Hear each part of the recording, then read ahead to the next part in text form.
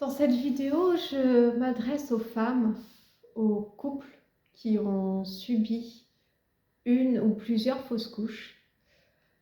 Vous n'êtes pas seul, vous n'êtes pas seul. C'est une terrible épreuve, surtout quand la grossesse est désirée, elle est sue et qu'on place cet espoir en fait dans ce processus de maternité. C'est une douleur profonde qui vient nous arracher nos entrailles et déchirer notre âme. Et je veux vraiment vous encourager à travers cette vidéo. Alors je vais vous lire un petit passage de mon livre, de mon roman autobiographique, parce que j'ai subi moi aussi une fausse couche il y a quelques années. Et si vous voulez en savoir plus, je vous invite à vous procurer le livre pour savoir comment j'ai surmonté cette épreuve, combien de temps ça a pris, quelles sont les ressources que j'ai pu utiliser, que j'ai eu en tout cas entre mes mains pour aller plus loin. Voilà, donc le roman s'appelle En t'attendant. Vous pouvez le trouver sur la Fnac, sur Amazon, etc. À Cultura également. Donc je vais vous lire un passage du chapitre numéro 5 qui s'appelle L'annonce. L'annonce tombe.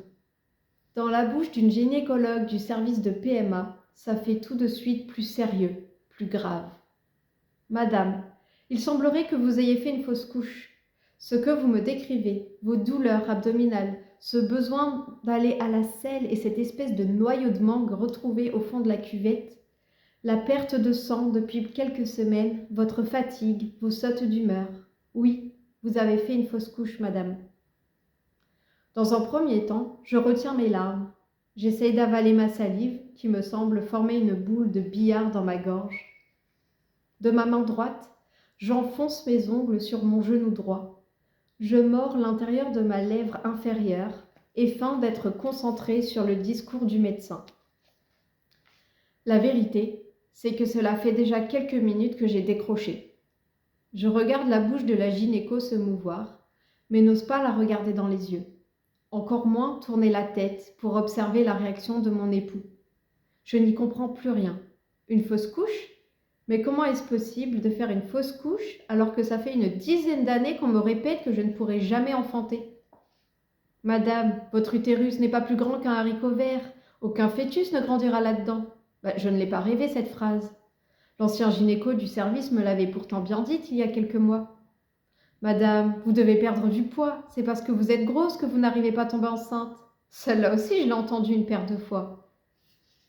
C'est alors qu'à la fin du rendez-vous, sans prévenir et sans m'y attendre moi-même, j'éclate en sanglots dans le hall du CHU.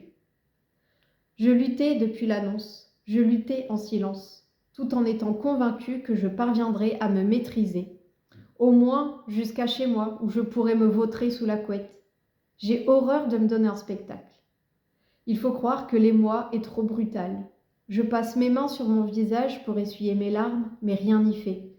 Mes yeux sont devenus une source jaillissante et inépuisable de sanglots. Si on avait été 1 an plus tôt, j'aurais pu me faire baptiser dans mes propres larmes. Mon mari, quant à lui, semble démuni. S'il avait perçu mon abattement, si même il se doutait de la contenance que je m'infligeais depuis quelques minutes, il ne s'attendait certainement pas à ce que je craque. Il ne soupçonne pas que la torture est si forte, la douleur si profonde. Et il ne sait pas quoi faire. Il n'a jamais eu à gérer ce genre de situation. Comment peut-il me consoler ? Impuissant, face à cet ouragan de détresse, l'unique chose qu'il entreprend, c'est de me laisser seule dans le hall au milieu des regards des passants et des médecins. Il revient quelques minutes plus tard, avec un gobelet de chocolat chaud, et il me dit « Tiens, c'est pour toi ». Je sens qu'il regrette aussitôt la manière dont il a prononcé ces paroles. Il aurait certainement voulu y mettre de la bienveillance, de la compassion. Au lieu de ça, il donne l'impression de me blâmer. D'ailleurs, ça ne rate pas. Je détourne mon visage vers le sol, comme pour lui épargner un spectacle qui lui déplaît. Il n'ose pas me prendre dans ses bras, alors que c'est l'unique chose qui pourrait m'apaiser à cet instant. Il pose toutefois une main sur mon épaule. Alors, devant cette sollicitude sobre, mais d'une grande émotion venant de la part de mon mari, je me calme progressivement, sèche mes larmes. Il esquisse un sourire timide dans un soupir. On se dit rien pendant de longues minutes. Je reprends mon souffle progressivement. Je dénoue le fil qui vient de s'emmêler dans mon être. Lui, il semble prendre conscience que malgré mes défauts et mes faiblesses, il m'aime et qu'après 5 années de vie commune et plus de 3 en tant que couple marié, je ne serai peut-être plus la même personne. On se tient tous les deux sur le trottoir devant l'arrêt de bus, décontenancé, vidé. La rue est étrangement calme, il n'y a d'éguin. Un courant d'air frais fait s'envoler un prospectus qui stoppe sa course juste au niveau de mon regard. Un projet de grossesse ? Je n'ai pas eu le temps d'en lire plus. Il a mis son pied gauche dessus comme pour me préserver d'une autre crise de sanglots. Il s'abaisse et s'empresse de s'en débarrasser. Je ne me souviens pas de l'avoir déjà vu ramasser un papier dans la rue pour le mettre à la poubelle. Parfois, la tendresse est un mouvement qui nous échappe. Le bus approche. Il sort sa carte et prend la mienne aussi. Il veut me faire éviter le contact courtois avec le chauffeur. J'observe de l'extérieur où sont les places libres pour ne pas devoir affronter un quelconque regard. Je suis rassurée, le bus est vide. Je m'installe dans le fond, le visage contre la vitre. Il me suit et s'assoit à côté de moi. Je savais que je ne pouvais pas avoir d'enfant. Mais ce que j'ignorais, c'est que je tomberais enceinte et que je perdrais le bébé. Je m'étais accommodée à n'en avoir aucun malgré mon ardent désir. Mais en détruire un, ça, je ne m'étais jamais parvenue à me l'imaginer, à m'y préparer. Maintenant, c'est concret, circonstancié. C'est devenu une réalité. Il y a un jour, une heure, un endroit. Les toilettes.